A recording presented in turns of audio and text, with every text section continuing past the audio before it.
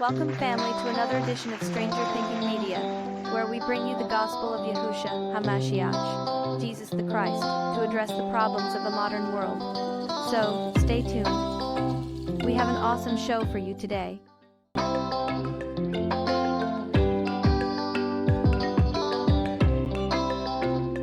Thank you again, Rachel, for that introduction. We appreciate you so much. And today, we will discuss the ruddy skin color of the Ethiopians. History versus the story. The ruddy King David. Let's talk about it.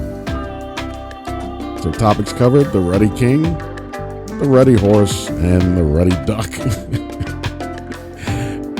What I'm doing is aiming at ruddiness.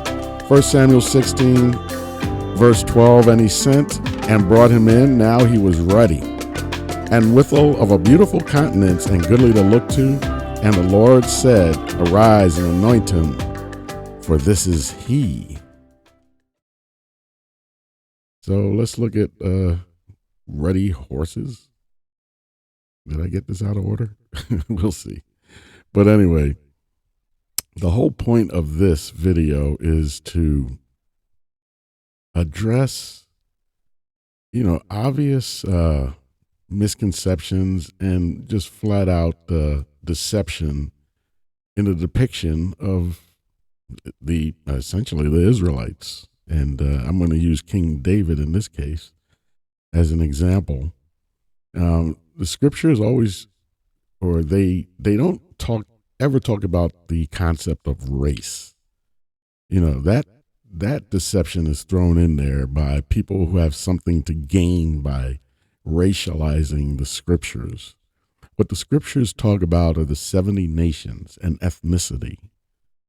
And as far as visage, and visage simply means what you look like. Okay? That's literally what it means.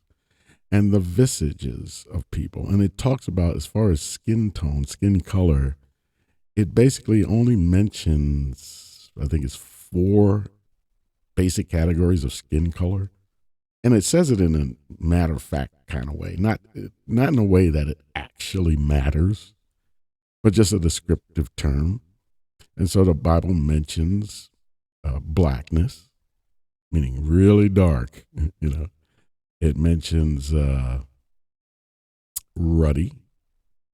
And ruddy has been used to this today. If you say ruddy, what they try to tell you is ruddy means, pink skin or something. That's not what ruddy means. That's not what it ever meant. Now, people twist definitions to suit their position, but that's not what it meant. And so I'm over all the lies. People just keep lying because they want to feel superior or something. And it's time for that nonsense to go away. Yeah, Hollywood, it's time for you to stop depicting, Egyptians a certain way. It's time for you to stop depicting Hebrews a certain way. It's time to stop depicting Adam and Eve a certain way. I remember Muhammad Ali once said, he said he was walking with his grandmother, and he's an intelligent young man in America, and he looks at his grandmother and he says, "Grandma, what?" And I'm gonna be careful here because I'm not trying to trigger people, but let's just call it what it is. He says, "Grandma, why is God and Jesus and all the angels look a certain way?" And she had no answer. It's like, if you're a young brother growing up in the hood or whatever, and you're being bombarded with these images, what do you think of yourself? Nothing good is ever depicted as looking like you. In fact, the holiest of holy things is depicted as the opposite of you. What do you think that does to the psyche of these young people? And I know because I remember having a discussion with my mother, and And I was a little kid, but I was usually, she would look at me like, "Who are you?" That look. I know. So I remember just off the top of my head, and I looked at my mother and I said, and I was a little kid, and I remember it because I remember the look she gave me. And I said, "Mom, what, what if Jesus was black?" And she just looked at me like incredulous, like she had never thought of that. Literally, it just never entered her mind. How could that not ever enter your mind?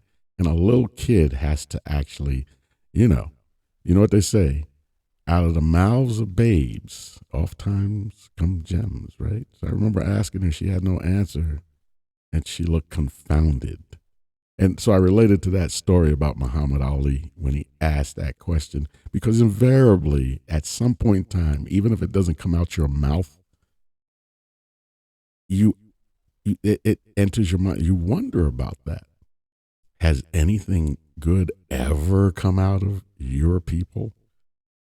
So you're essentially mentally and spiritually castrated by everything that goes on around you. And yet people will say to you, "Oh, y'all just need to get over it." Yeah, you know what? They will never say that to an Ashkenazi, ever. They will never tell them to get over the Holocaust. They won't do it for fear. They won't do that. But yet they'll tell us to get over chattel slavery or something like that. That is craziness. You can't get over that. And especially you can't get over that because there are systems in place that keep propagating the same thing. And they're lies. So you can't keep propagating, Hollywood can't keep propagating these images. The music industry can't keep propagating these images musically, talking about gangster life and they have the whole world believing that's black culture when that's actually a minority. But even then, you'll see, kids in the living in the suburbs, living a pretty good life, but they want to be rappers or something. No, dude, be a lawyer, be a doctor. I'm just saying. Or they want to be athletes because this is what these young kids are bombarded with in these communities. And Malcolm X famously said one time, we're the only ones that you tell us our leaders are musicians and athletes and poets or so. You know what I'm saying? You would never go to China and say your leader is a trumpet player. You would never go to Russia and say your leader is a basketball player.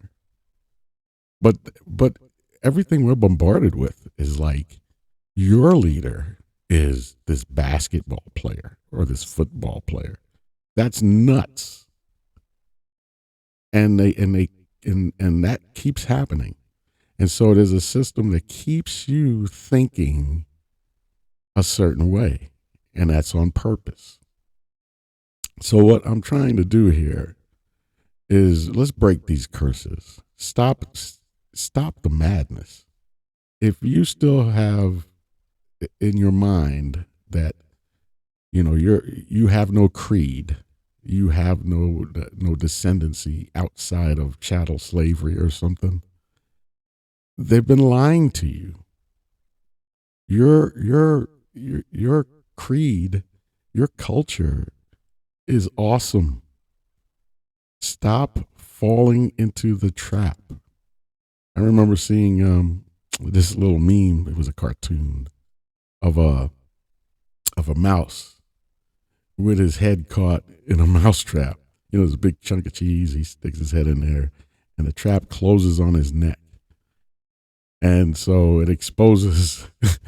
It's really sadistic, but I won't get into it. But there's a line of other mice and rats lined up because your hind parts are exposed. You know what you do? And I remember this guy used to work for me. He said he had a T-shirt that said, that showed a mouse with a stick, and it says, "Spring the trap, then get the cheese."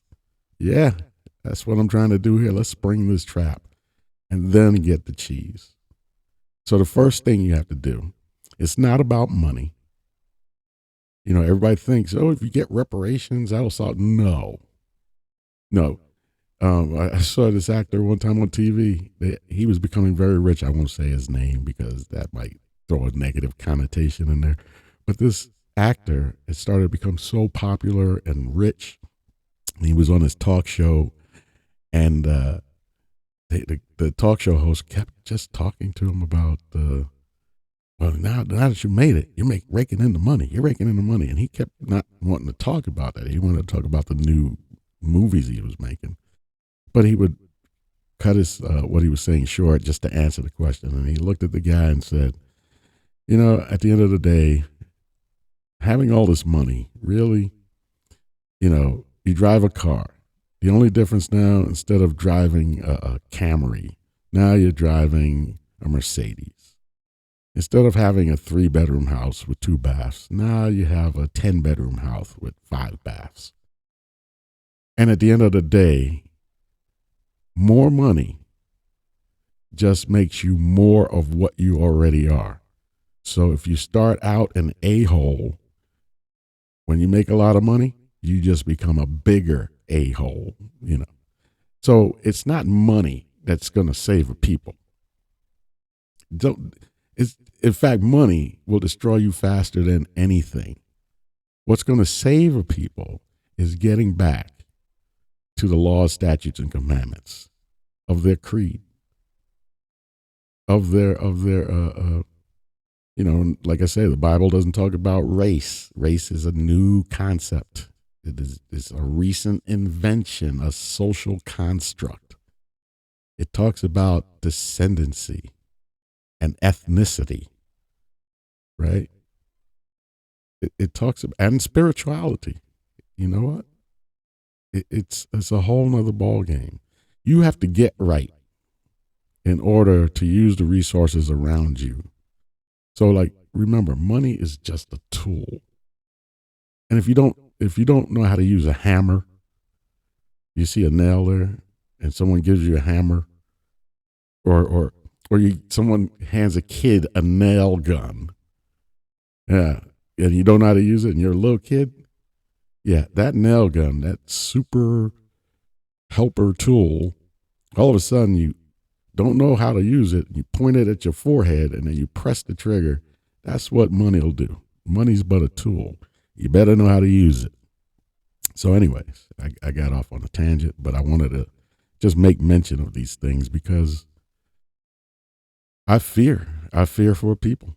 You know what I'm saying? I fear for people as they're waking up. So what I find interesting is that people who are waking up and they're preaching and they're into the word, they're being attacked. But yet you can go on TV and you'll see these debased, disgusting people who they're making famous. Yeah, that's who you should follow. You should follow these people. These people are filth, and the truth is coming out. You know, I love what Cat Williams said in 2024. The truth gonna come out, right? So, yeah, that stuff needs to be removed.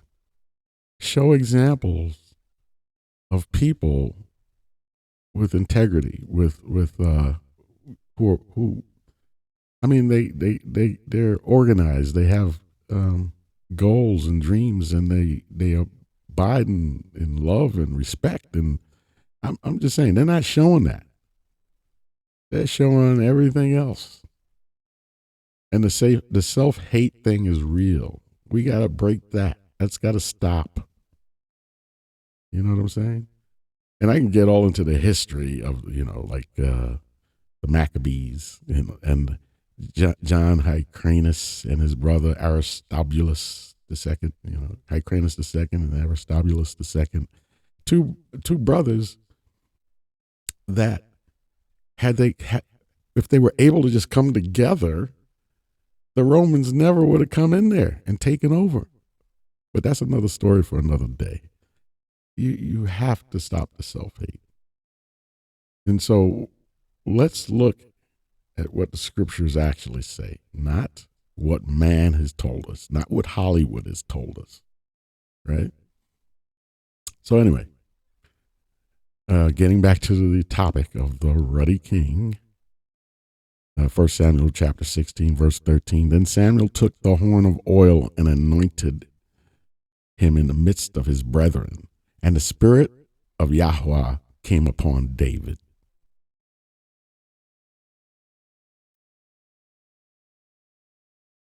So here's the ruddy horse. Yeah. And this is by definition. Have you seen this before? When you think of ruddy, do you think of this? Or do you think of something else? Like rosy pink or something? No. This is a ruddy horse. And as I hold my arm up to it, yep, that's about that. That's about right. And so, Lamentations chapter 4, verse 7, her Nazarites were purer than snow. They were whiter than milk. They were more ruddy in body than rubies. And their polishing was of sapphire.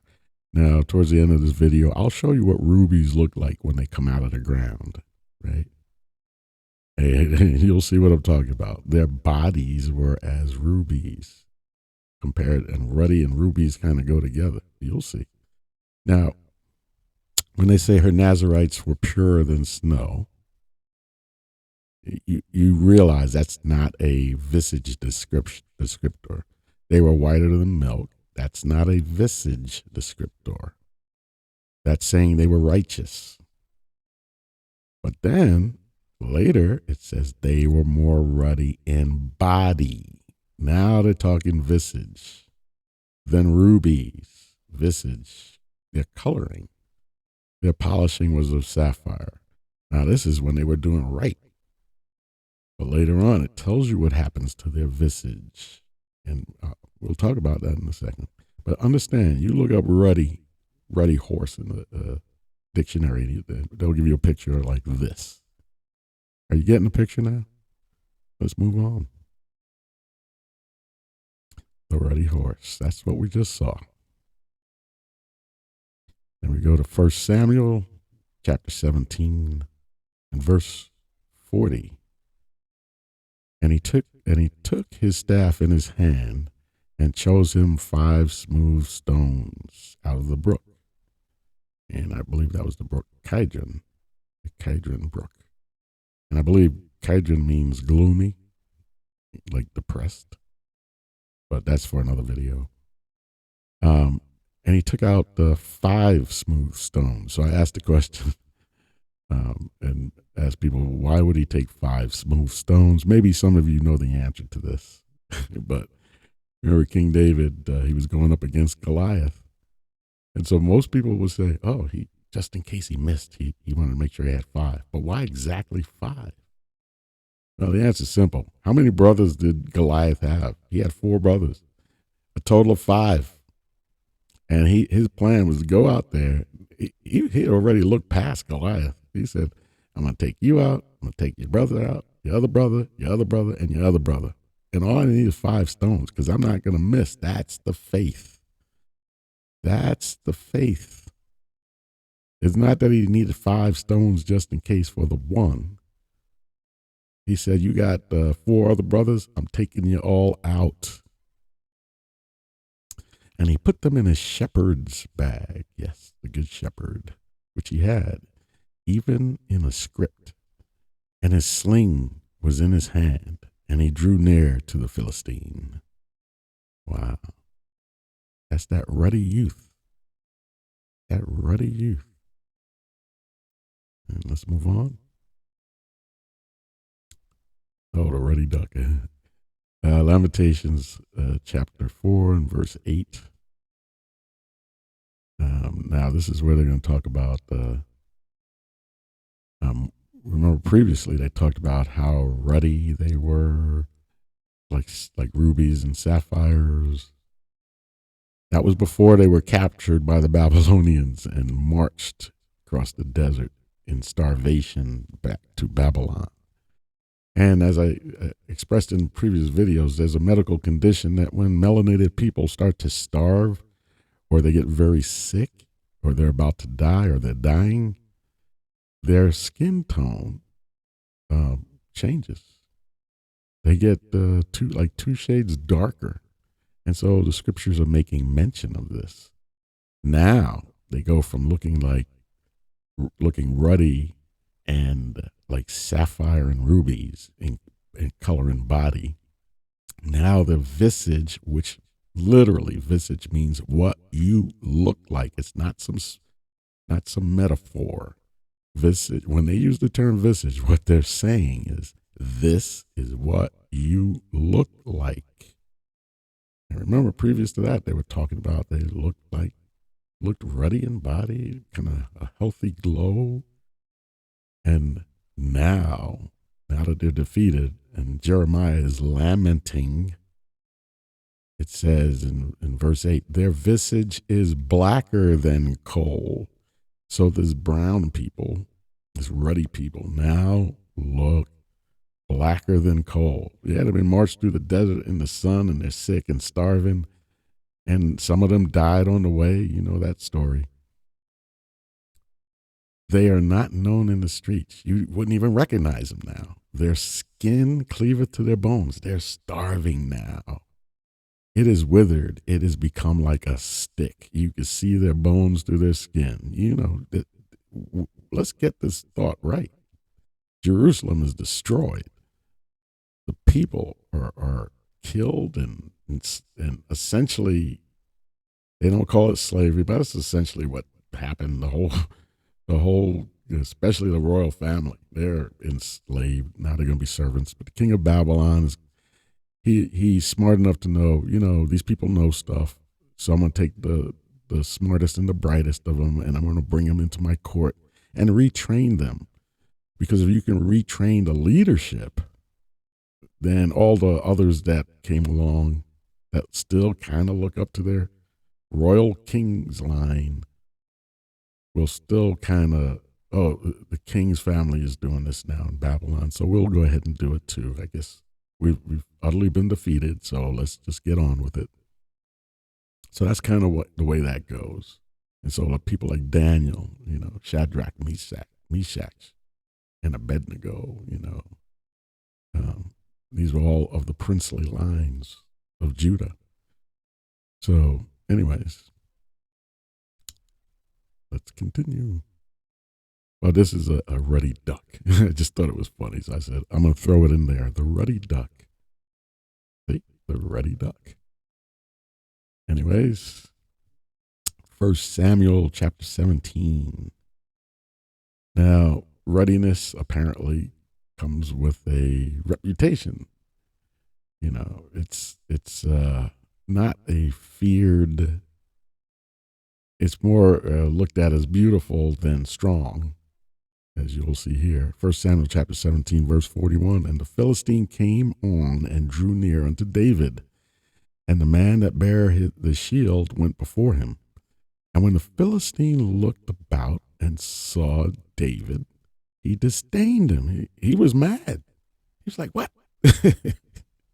They sent a kid? For he was but a youth, and ruddy, and of a fair countenance. He didn't look all rough and beat up and scarred up, and he didn't look like he had that strength. The ruddiness kind of made him look cute. And you know what I'm saying? He just did not have that. He did not look like a mighty man. And and Goliath is kind of taking it as like an insult. But you know, that's how the Most High works. It says he chooses the weak and base things to confound the mighty. So that, and the reason Yah does this is because when this thing gets accomplished, I don't want it said that a mighty man of Israel defeated a mighty man of the Philistines. No, I want it said that a little teenager with a baby face and a ruddy complexion defeated the giant. And so what will people automatically attribute that to? That was Yah. That was God. God did that, because no way David should have won this. Yeah, so Yah chooses the weak and the base things to confound the mighty, so that you know that it was his hand. Right? It wasn't, what did Zerubbabel, or what did they say to Zerubbabel? Not by power and not by might. That's not how this thing's going to get fixed, because people have been running around with swords and shields and guns and bombs. And no, this thing, you might put things off for a while. You might reset the world order per se, but the thing never gets fixed. There's always about another 70 to 100 years where it has to go through that cycle again. But if you want something permanent, it won't be by might or power, but by the Spirit, says Yahweh. If you can change men's minds and hearts, you change everything. Because the guys wielding the swords are human beings. The guys pushing the nuclear buttons are human beings. If you could dissuade them from these things, problem solved. You don't have to worry about nuclear holocaust and stuff like that if the people of the earth are, if their spirit is changed. In fact, they'll probably start dismantling all that stuff. They'll beat their swords into plowshares, right? But in the last days, the scripture says, hey, as this thing culminates, it says, beat your plows into swords. Yeah, Yah's setting this thing up. We think it's us. No, he knows what he's doing. So anyway, you see here that the Philistine was now pissed off when he saw this ruddy youth with a fair countenance. And don't use that term fair to mean something that it doesn't mean. Fair means he just had his fair countenance, man. He had like a handsome, cute face. He looked like a little kid almost. There's a reason when Samuel came to the house of Jesse and he says, the next king of Israel is in your house. It's one of your sons. Bring all your sons forth. Now think that through. He brings all his sons forth but one. So what was Jesse's opinion of David? And he brings his tallest, oldest son out first. And even Samuel was taken aback, saying, oh, this guy is great. Yeah, he looks like a king. And then the Holy Spirit says, the Ruach HaKodesh says, nope, it's not this one. And he goes to each one of Jesse's sons, and it's none of them. And then Samuel has to look at Jesse and go, dude, do you have any more sons? And Jesse was like, well, okay. Yeah, there's one more, but it can't be him. What kind of relationship do they have? It can't be him. And the minute Samuel sees David and finds out what his job description is, I'm out there taking care of the sheep, protecting them from lions and bears. The Holy Spirit hits Samuel over the head and said, this is the one. And immediately anoints him as king of Israel. And he's a little teenager with a ruddy complexion and a youthful face. And the Holy Spirit says, this is the king of Israel. Now, mind you, there is already a king in Israel, and the army is behind him, and the whole nation is behind him. And yet Samuel says, nope, this is the king of Israel. A little teenager with a baby face. Think that through for a second. How much faith would you have had to, even Jesse and his brothers were like, no way. They couldn't see this one. Anyway, and it gets played out. You start seeing it later, that even after Samuel does this, they still don't quite get it. But anyways, let's continue. It's all, Yah just works in mysterious ways. So this is going to be a short video. I'm going to close it out here, but I hope you see where I'm going with that. Daniel chapter 10, verse 5, then I lifted up mine eyes and looked, And behold, a certain man clothed in linen, whose loins were girded with fine gold of Uphaz. His body was like the beryl, and his face the appearance of lightning, and his eyes as lamps of fire, and his arms and his feet the color of polished bronze, not brass. See, there's no out. It's bronze. They were in the Bronze Age. Anyway, I love you all so much. Thank you so much for continually supporting my content. And if you enjoyed this video, please hit the thumbs up button, subscribe, and turn on the notification bell, and share this with your friends and family. I very much appreciate you all. Shout out to channel members. I love you guys.